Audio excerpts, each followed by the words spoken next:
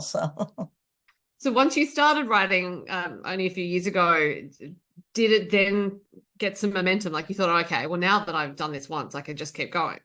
yeah, so I must say, I just would not, this would not be a great interview without me mentioning I have a co-writer. He's a very, very dear friend of mine. His name is Michael Saletta. He I grew actually up have a in, question about him. There you go. oh, You've there you go. preempted me. Yeah, oh, sorry. He grew No, up, no, yeah, no, it's fine. yeah, It's fine. yeah, he grew up in Sale, Victoria. And we met years and years ago through the children's music business. We used to be children's entertainers as well, like, kind of like the Wiggles with curriculum.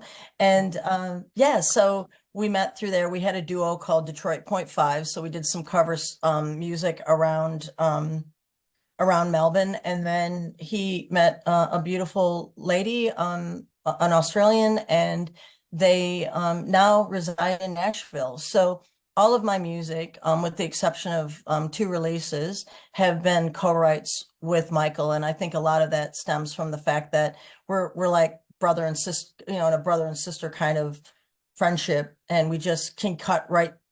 We don't have to get to know each other. We can cut right to really deep, great stuff and share.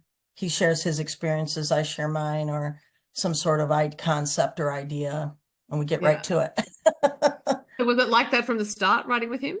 Yeah. And so did you bring an idea to him? Do you bring ideas to him, or is it sort of a back and forth between the two of you? You regularly communicating and some things just come out of it that might turn into songs? Yeah, it's a bit of both. It's a bit of both.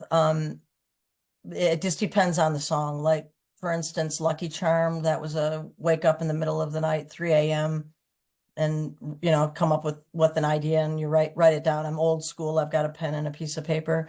Then Last Time, which is a breakup song, was Michael and I were that was before I moved to Nashville. We were in a studio and we just finished something, and he was playing some lick on his, some melody on his guitar, and I started to sing against it.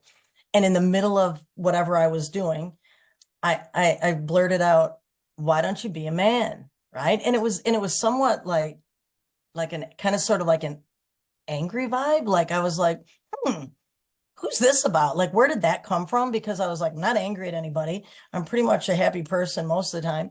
Where did this, like, why don't you be a man, come on? And I've been, happily married. So I went away.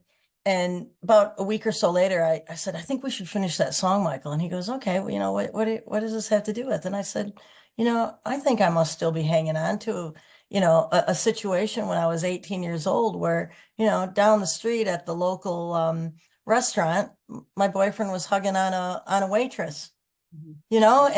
and the song came from, that, and it was during lockdown that we kind of put that together. So the video for that song is actually animated Right. on YouTube. Oh, yeah, because we couldn't get out and make a video.